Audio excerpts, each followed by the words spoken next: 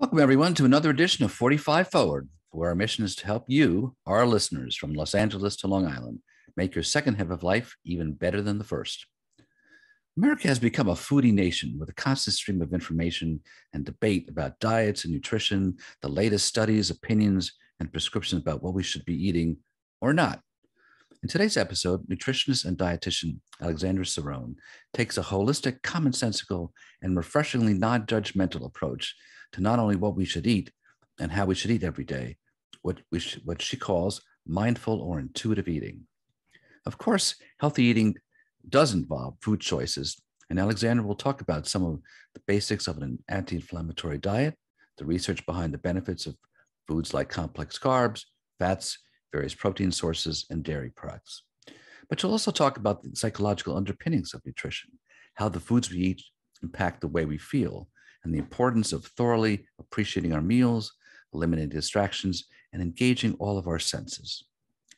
Allie will offer practical tips on creating good food habits, from portion control to managing snack cravings and safe food shopping, whether you're buying organic or searching for good quality vitamins and supplements.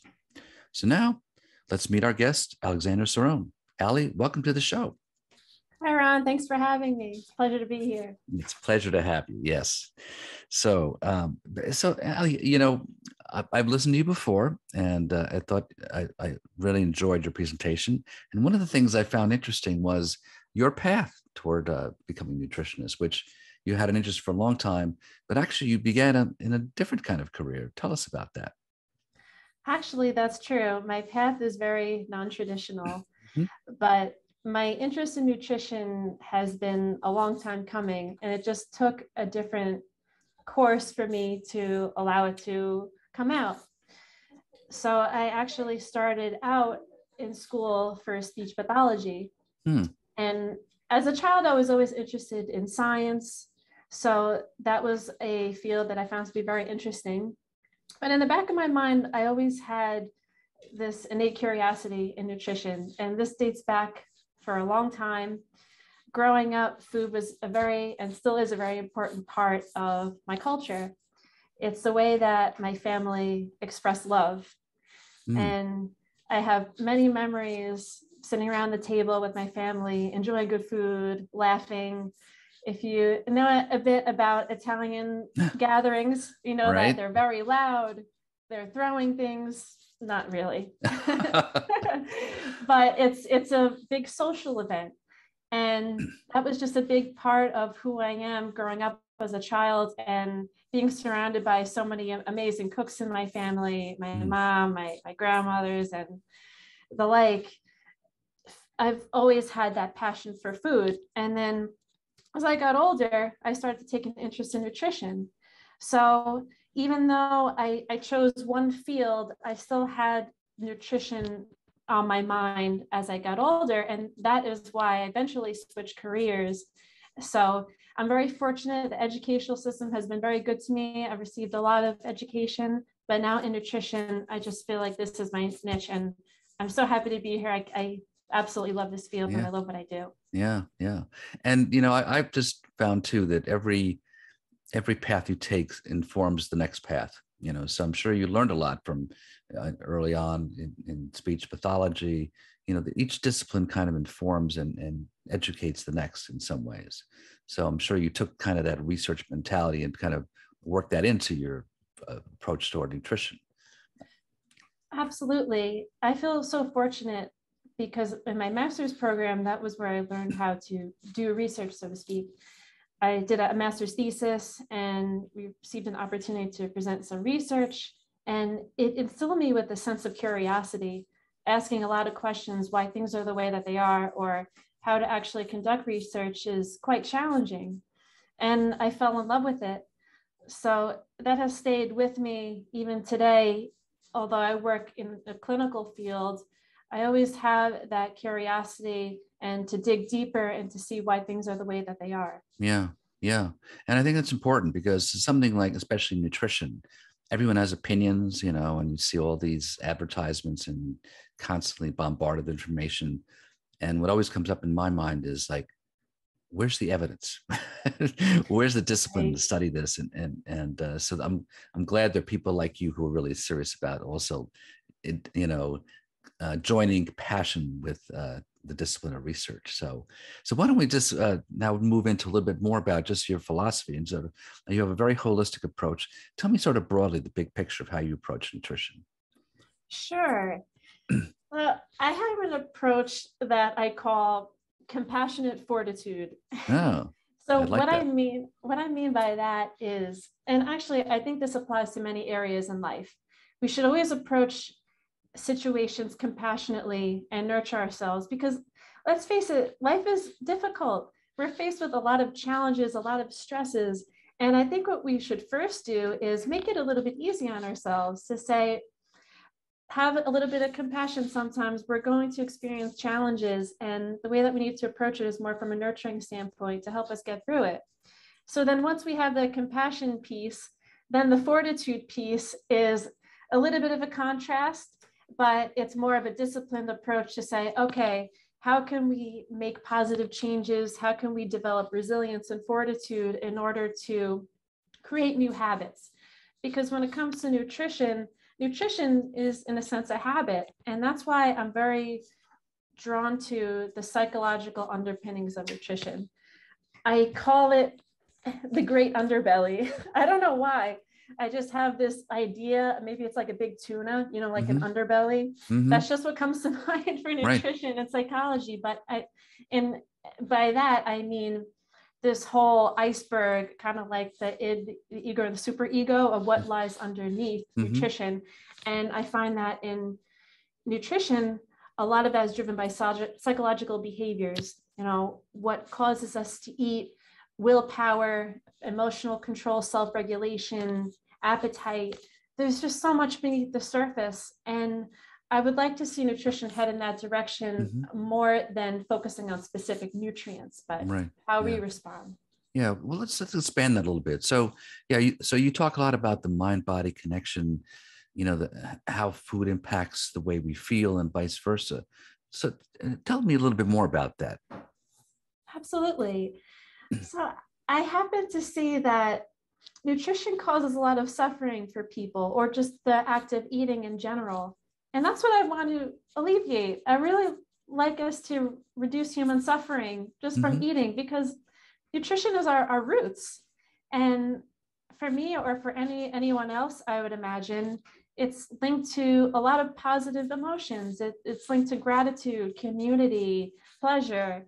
And I just think we need to form a more positive relationship with food, and to use that in a symbiotic relationship with our bodies.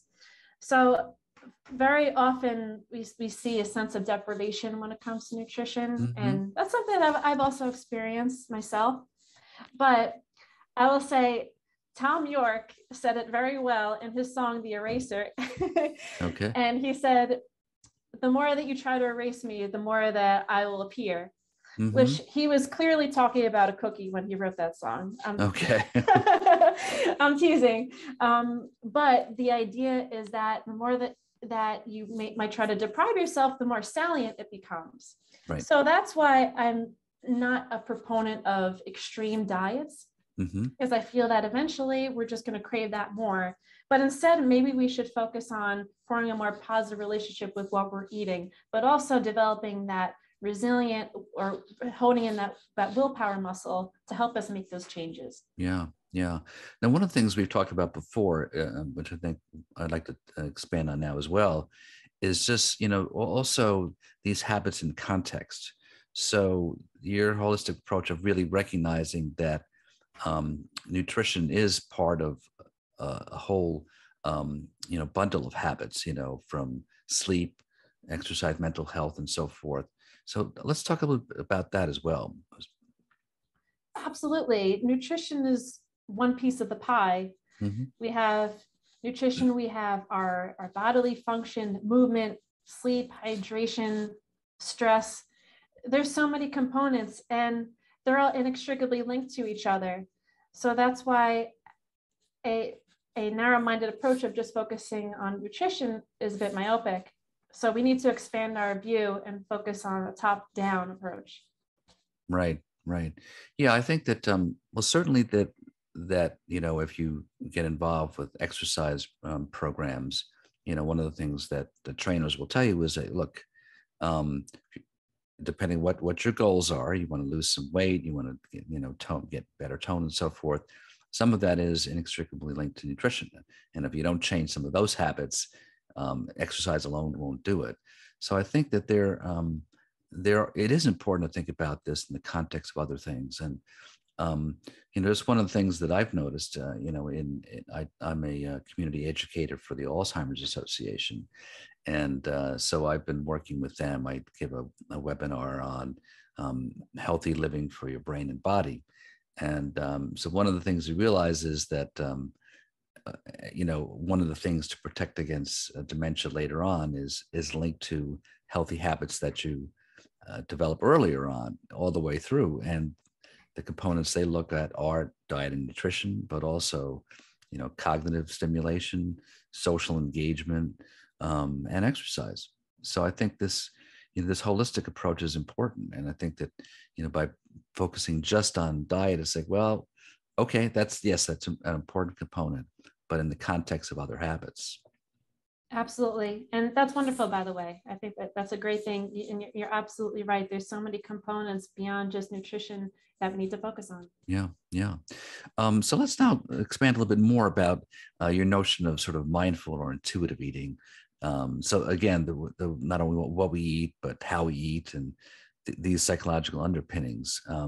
So some of the things that you and I have talked about in the past are just the idea of just paying attention to how we eat. Just focusing on eating itself, and not just as a kind of hurried process we do around whatever else we're doing. Yes. So the concept of intuitive eating is something that I learned about from the book called Intuitive Eating by Evelyn Tribole and Elise Resch. Okay. And it's very groundbreaking, but it's also extremely challenging. So when we talk about intuitive eating, it's not something that can happen overnight. For me personally, it was something that took a lot of practice. Mm-hmm. And essentially what intuitive eating means is being mindful when you're eating. Just like the concept of mindfulness proclaims, we want to live our lives more mindfully and tune in. It's all about awareness. Mm-hmm. So the reason why intuitive eating, I believe, can be applied to everybody is because we can all tune in to listen to how food is making us feel.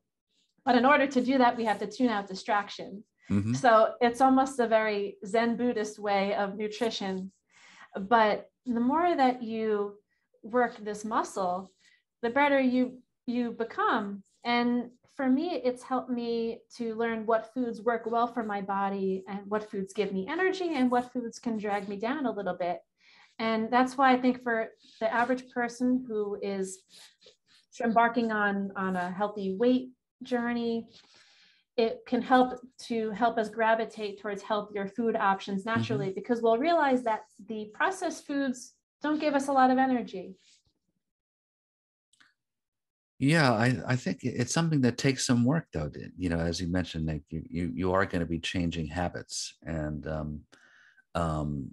this has been a bit of a challenge for me, I have to say, and I'm sure for a lot of people, where we are driven to maximize our time, and in a similar way that I think that we've tried to.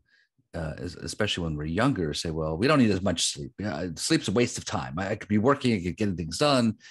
I only need this amount of sleep. And it's like, not really true. You really need, everyone, no matter what age, really needs 7 to 8 hours of sleep. In general, there are exceptions, but in general. And in the same way, I think that by focusing on eating, as you mentioned earlier, just a few minutes ago, you get a better sense of how food is affecting your body. If you're if you're trying to multitask eating, as I confess I do sometimes, you're not paying attention. You're just eating, and you're not even really focusing on the food, and it's like, oh, it's okay, so it's all right, it's not too hot or cold, whatever, but you're not really focused on this. And I think that's a problem. Yes, I agree. And I think it causes a lot of stress. But granted, we can both agree, we both do it, and it's challenging, but like we were saying, it's a habit that we try to cultivate. It's something that I'm trying to do. Sometimes it's difficult. Let's say if I'm at work and I'm trying to eat without looking at my phone. Have you ever had a situation where you zone out and you kind of zone out on somebody unintentionally and you stare at somebody? That happens to me sometimes where I'm like, accidentally lock eyes with somebody. I'm like, oh, don't worry, I'm just practicing mindful eating. Don't mind me, I'm really not staring at you. Right, right. But it's hard because we're so used to looking at our phones or engaging in another distracting activity.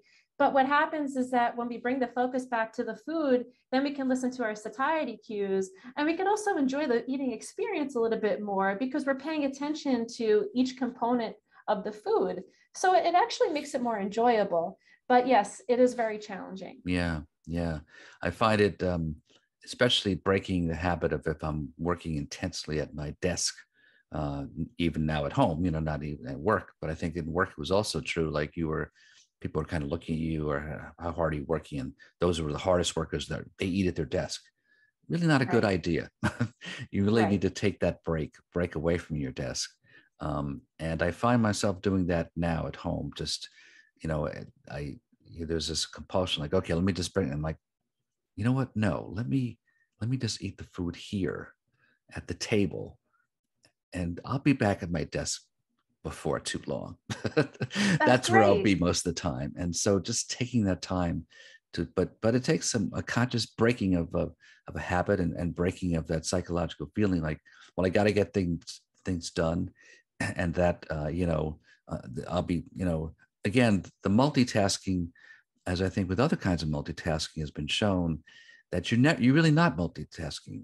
You're basically focusing on one thing at a time. So why not focus on eating and just really do that? So, yes. Yes. So we're going to talk a little bit more about this after the break, but we're going to take a few minutes off now. We're going to take a short break. When we come back, folks, we'll be talking much more with registered nutritionist and dietitian Alexandra Cerone. So don't go anywhere.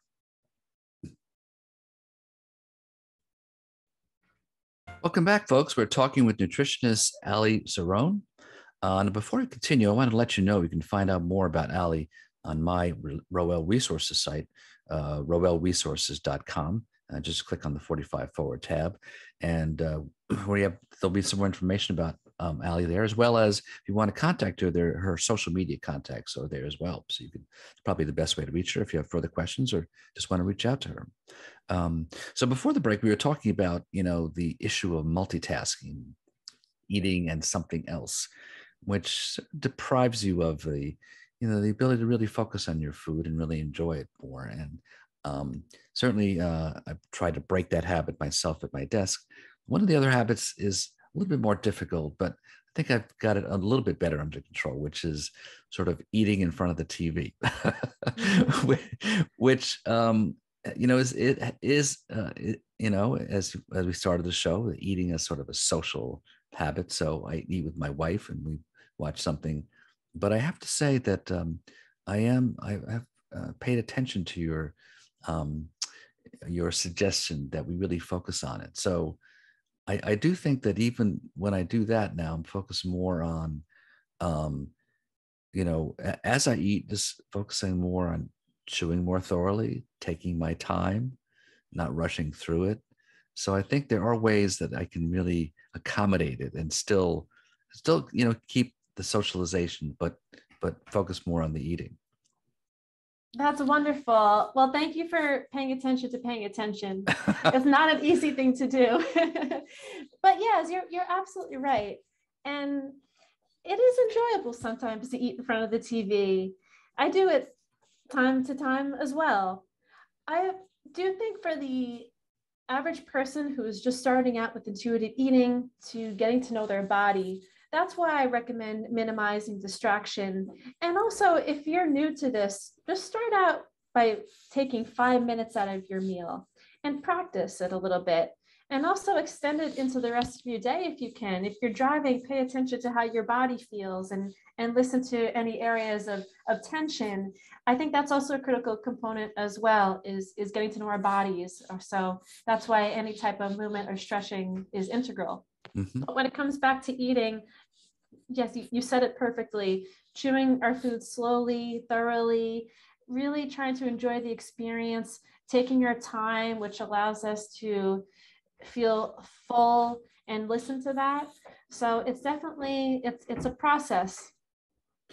Yeah, I think especially for me, slowing down and stopping is important, because especially if you're enjoying the food, it's like, oh, I want more of that, and then, but if you stop and just pause, you realize, actually I'm full.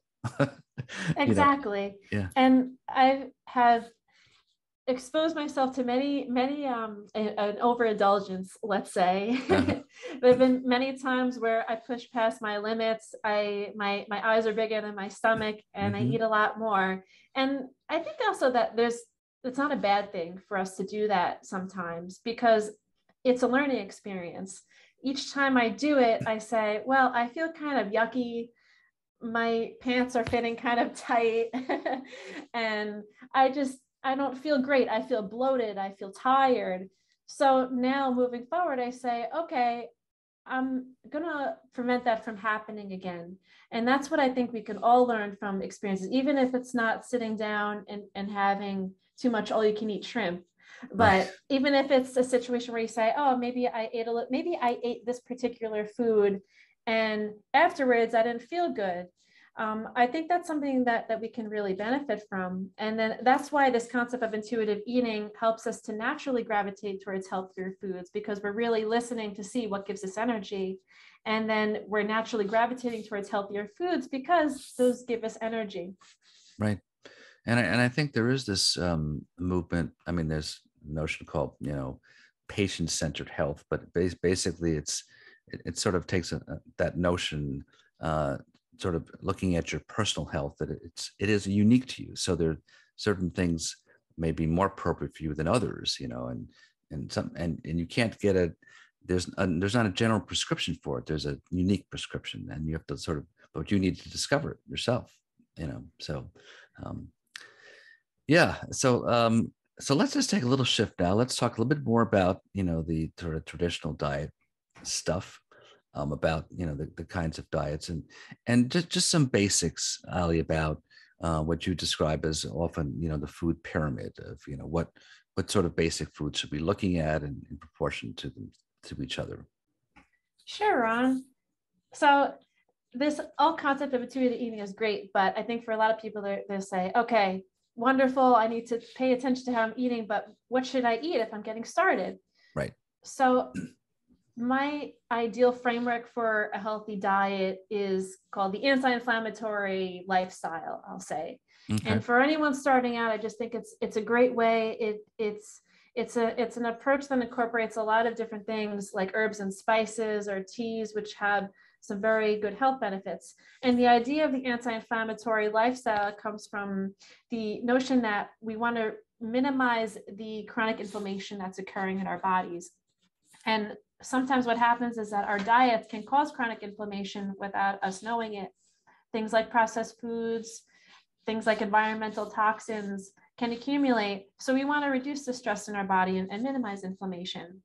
So if we're looking at the core tenets of a healthy diet as per the anti-inflammatory lifestyle, then yes, we're looking at whole grains, which are a great source of fiber, fruits and vegetables, which contain antioxidants, and those naturally help to combat inflammation. We have protein, we have healthy fats. And then at the apex, there's also a little room for indulgences. Like I said, we don't want to totally deprive ourselves, but we want the majority of our diet to focus on these wholesome, unprocessed foods. Right. So what would give us a little bit, just some of the basic science about inflammation? That's something we hear a lot, but what causes the inflammation? Sometimes it seems like, well, everything causes an inflammation. So what are the causes, and how do are there simple ways to kind of minimize that? When we talk about inflammation, there are two types of inflammation. There's acute inflammation, which can happen, let's say, if we get a cut, then that's the body's natural response. or if we experience swelling, it's the body is really doing its job to try to protect ourselves. Mm-hmm. But the inflammation that is a little insidious, let's say, is chronic inflammation. And that is something that is occurring often and putting our bodies in a state of stress. But we want to save the inflammation for when our bodies really need it, because inflammation is a good thing, but it's really our body using its resources for a reason that is not needed. So the things that would cause inflammation would be, like I said, sometimes improper diet, a lack of sleep, stress causes inflammation, and many other environmental factors. But the good news is that nutrition can help to combat inflammation, as well as other positive lifestyle factors. I see. So that's the anti-inflammatory components, so things that counter inflammation in your body. Exactly. Right. And what about the another term that's used a lot is just talking about antioxidants. What are we talking about? The antioxidant quality of certain foods, especially, of fruits and berries and so forth. Talk about that a bit. Sure. In very simple terms, it combats oxidation, which in excess would lead to inflammation. So the reason why antioxidants are so good for us is because they're very potent compounds that are beneficial to our cells. And I think we can even see that based on the foods that we eat. When we see these vibrant colors in berries or oranges, it's so visually appealing. And these pigments in these foods actually are so beneficial to our bodies. So that's why we like to use the term eat the rainbow a lot. Right. But it is true. You're giving your body a variety of a broad spectrum of antioxidants. And especially in fruits and vegetables, there's many different types just based on the color, and cauliflower and berries, even in coffee, things like that. So that's why we really like to condone eating fruits and vegetables, not just because our mother told us to finish our peas on our plate, but because they are very beneficial, and it works very well in the context of a healthful diet. Right. Now, people often talk about, the whole issue of fats, different kinds of fats, trans fats. Let's talk a bit about that too, because I remember as a kid, the old notion was you just thought about fat as well, that there's fat on the side of the meat, and you cut the fat off, but that's not what we're talking about, right? We're talking about something that's much more complicated than that. Yes, fat has been scrutinized for a long time. It's fascinating for me. I had to get that pun in there. You did. Yep. But I think we've gone through a lot of different opinions on fat from the early 90s, where we had their low-fat diets. And then on the other end of the spectrum, we had high-fat diets like Atkins, South Beach. But the reason why I'm so intrigued by fat is because the research I've noticed has been shifting. And we're coming to see that maybe saturated fat is not as bad, quote unquote, as we once thought. Maybe it's in fact neutral. But I think the big takeaway here is the role of fat really depends on the context of the diet. So instead of looking at, let's say, saturated fat in isolation, maybe the context matters. And just recently, I came across this research study investigating the effects of a diet high in saturated fat and sugar on hippocampal volume. And so they found that the combination of saturated fat and sugar reduced the hippocampal volume. So that's why I think saturated fat in isolation might not be the issue. Maybe it's the context, which would make sense, which is pretty typical of the standard Western diet. It's high in fat and it's high in sugar. Oh. But for me personally, I feel that saturated fat can be beneficial in some instances. And again, I think this is very dependent on the person, but when we incorporate a little bit more fat in our diets, I think it leads to more satiation and more pleasure because it tastes better. So I'll never forget the first time I had full fat yogurt after eating non-fat yogurt religiously for many years. And it was like a mind altering experience for me because it just tastes so creamy. And I'm thinking to myself, okay, I think this is how yogurt is supposed to taste. And maybe this fat is in there for a reason. Me personally, I don't like eating a bowl of air, which I feel like non-fat yogurt is, but to each their own. But the point I'm trying to make is that I just think we have to learn balance and moderation. And a lot of times what happens with fat is they take the fat out and they add something else like sugar. And sugar is something that I think we need to keep under control. It has a lot of addictive potential. But the fat that we want to limit are the trans fats. Those are really the fats that are harmful to us.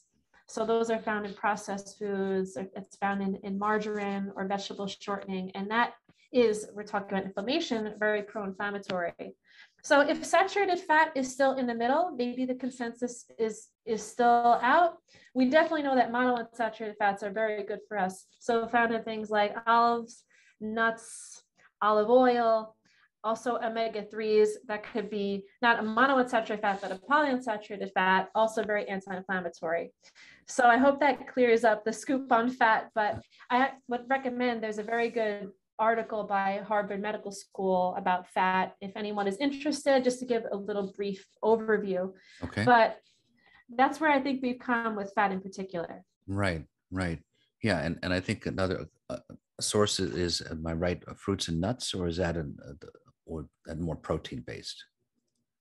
With nuts? Yeah, in terms of providing kinds of fats, or is that not the case? Oh yeah, you're right, Ron. Yep, nuts are a great source of fat. Absolutely. Right, right. Yeah, I think that your point about moderation is important. I do remember, my dad, when all through our childhood, would always say, everything in moderation. And it's I true. think that's true. Yeah. And I think that's true with food. And I think that, I think as you were talking about eating whole yogurt, it was like, yeah, and it's probably more satisfying and you don't need as much, but once you have it, it's like, okay, this satiates, and that will do it for me, and just appreciating that's, you could do that. It's okay, Yes.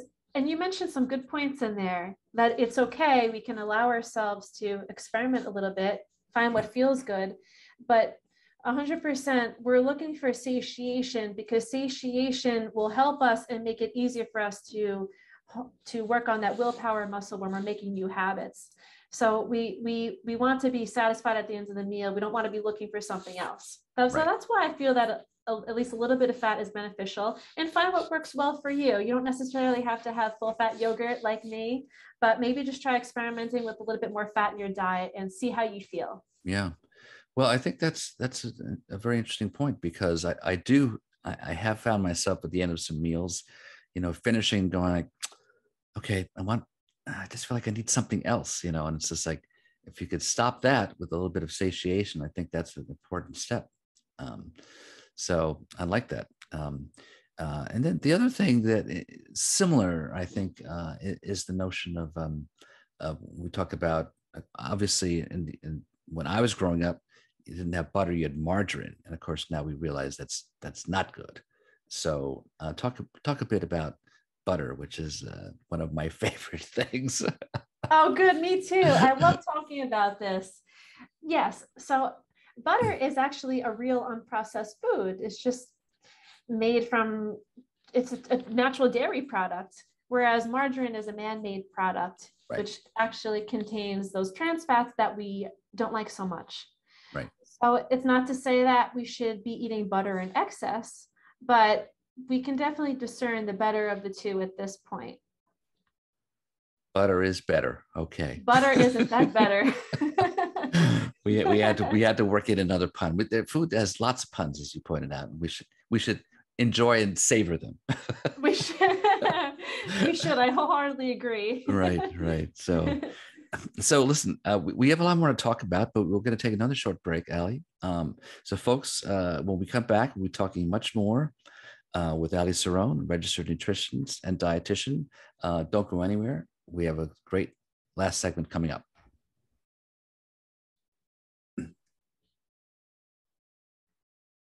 Welcome back, folks. We're talking with registered nutritionist and dietitian Alexandra Cerone. Before the break, we were talking about butter and some of the joys of butter. And speaking of this sort of area, let's talk a bit about cholesterol, because this is something that seems to go back and forth. And, you know, these things like eating eggs and egg yolks and so forth. Talk about sort of the latest on cholesterol and things like dairy products. Yes, great question. I think cholesterol is an area that is evolving as well. Mm-hmm. When it comes to cholesterol, we have, I think everybody knows the two types of cholesterol. We have our good cholesterol, the HDL, and then the quote unquote bad cholesterol, the LDL. And we would like the HDL number to be a little bit higher. Now, when it comes to LDL, the latest research that I'm finding is that we need to look at the particle size of the LDL rather than the actual number, which I think this is just a new avenue of research. So for instance, maybe we're beginning to find that small, dense LDL particles are a little bit more harmful than large, buoyant particles. So I think that that's another avenue of cholesterol research that we're still beginning to find.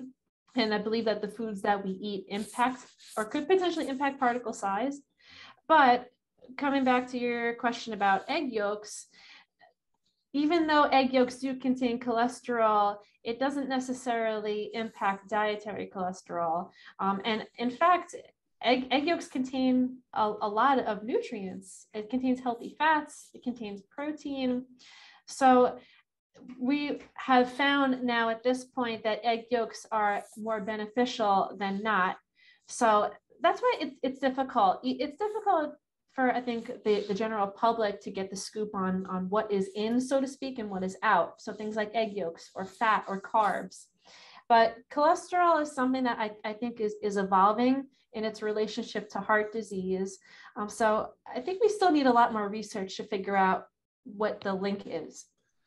Yeah, I mean, I think that especially well, it seemed to be very trendy, health wise to have, egg white omelets, and I would always feel like, yeah, but that to me was sort of like, I would do it sometimes, but then you would do it in a way that compensates. So you'd have to have other stuff in it so that it tastes better than than it does ordinarily. It's what you mentioned, like, the the non-fat yogurt. It's just like, well, I could do this, but it would taste better with the egg yolks. It seems more holistic.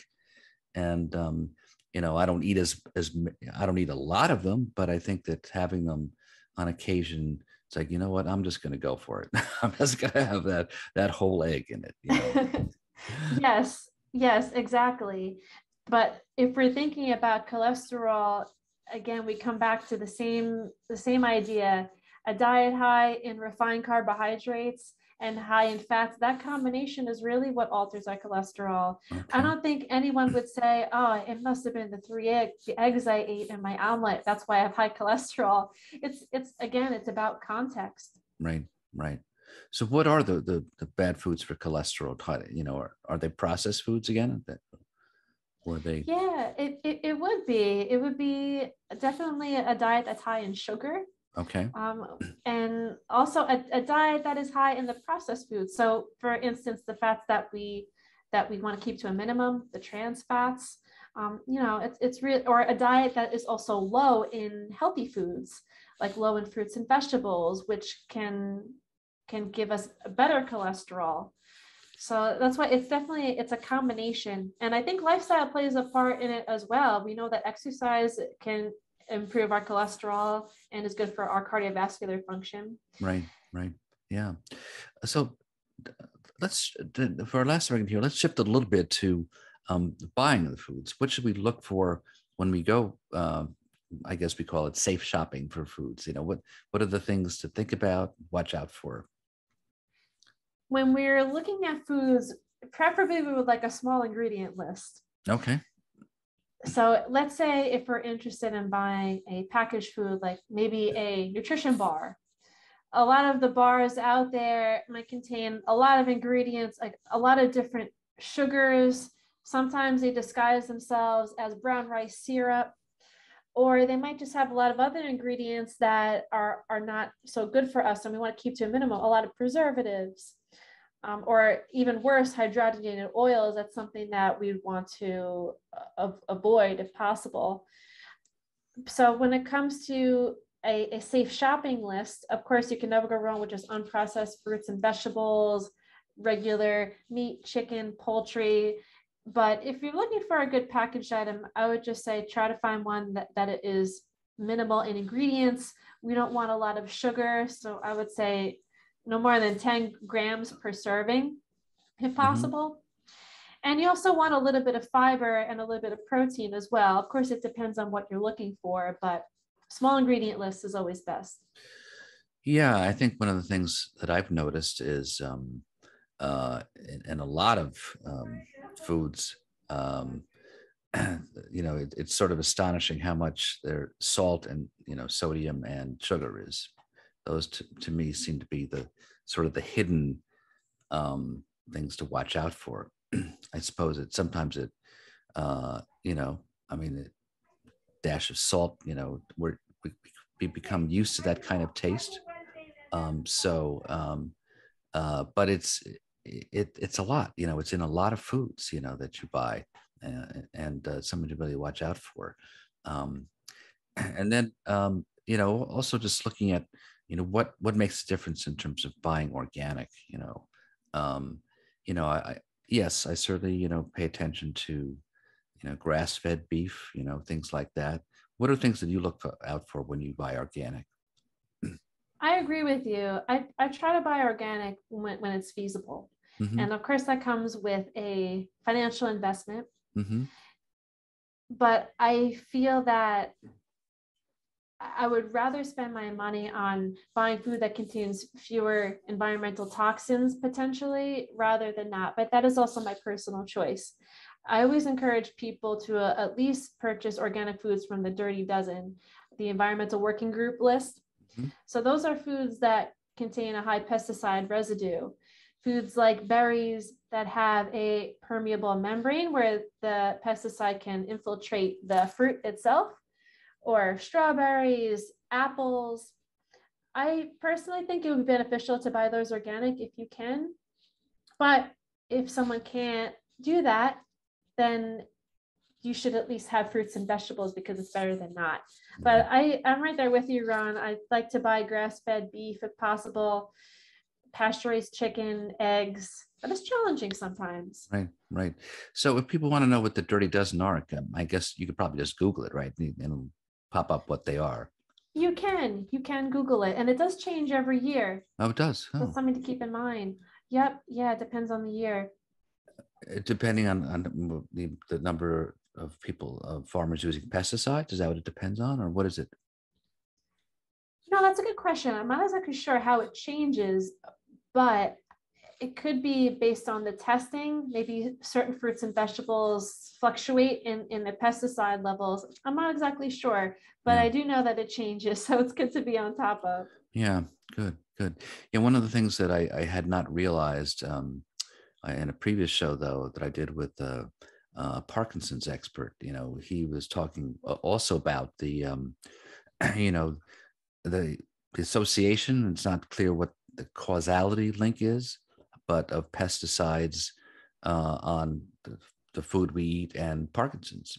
It tends to trigger certain, it's not clear what the exact mechanism is, but it seems to trigger or increase the risk of Parkinson's. So there are some other reasons just besides just the nutrition factor. I think that's important to recognize. What about Ali? What about looking at vitamins and supplements? Yes, vitamins and supplements are a very interesting field. When it comes to recommendations, of course, I always tell people to check with the doctor first, just to get your levels checked. But a question that I encounter often is, should I take a multivitamin? And again, I think it really depends on the person. Optimally, we would get all our nutrients from fruits and vegetables, but in some people, there is a concern that food does not contain as much nutrients as it did years ago because of soil depletion, things of that nature. So I think it depends on your comfort level. If it would make you feel better to take a multivitamin, it could be a good choice. When it comes to supplements in general, there is an area of concern because they're not regulated by the FDA. So what you can do in that case is seek third-party testing. So for example, USP, sometimes you'll find that seal in a supplement. You can tell that you are getting what is actually in that supplement. Also, Consumer Labs is a great website as well to look for good quality supplements and find reviews. So definitely, whether it's a multivitamin or an omega-3 supplement, whatever it is, you're going to want to do some research on it. You want to find if it is compatible with your body. And you're also going to want to do some testing to make sure that you're receiving what is in fact in that supplement. Now, how do you do that testing? Is that with your regular doctor or nutritionist or dietitian? How do you find out if your body would benefit from different supplements? If it's a supplement like vitamin D, that you can get lab testing for. Okay. But it is true, if we're talking about an herbal supplement, we really don't know unless we try. But I would still speak with a medical professional to look for any contraindications. Right. So would your doctor be able to tell by doing blood tests in terms of what things you might need? I mean, for example, maybe you're iron deficient or things like that? Yes, definitely. That's why I think it's a good route to go in. Or if somebody doesn't know how much vitamin D to take, an easy way is to find out, get your levels checked. Right.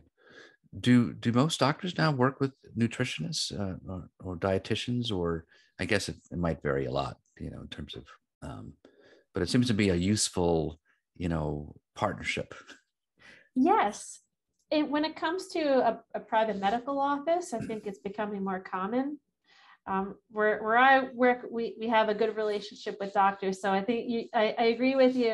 It's wonderful to have these interdisciplinary connections. So I hope that becomes more common to see dietitians and doctors working closely with one another. Yeah, and it seems to me, since my program is 45 Forward, that this becomes, I don't know about more important, but certainly it should be closely watched as you get older, because you tend to, your immune system, is not as potent as when you're younger. And it seems to me that you really need to pay more attention to it.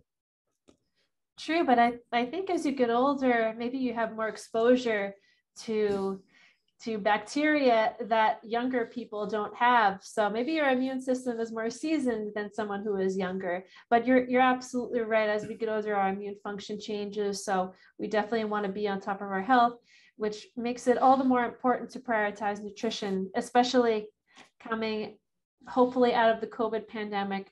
We really need to stress how important nutrition is in fighting disease. Right.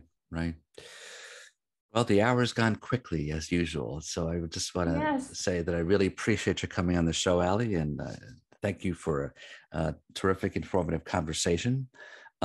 So if people have questions or comments, as I mentioned earlier, probably the best way to reach you is through your social media connections, and they're listed on my website, royalresources.com. Click on the 45 Forward tab, and you could find her links.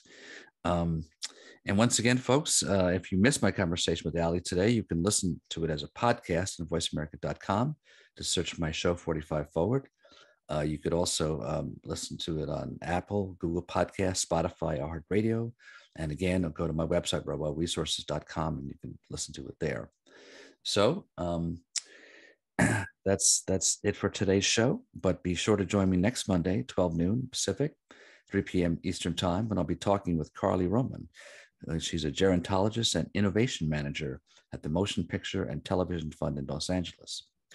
So until then, folks, keep moving forward, 45 Forward.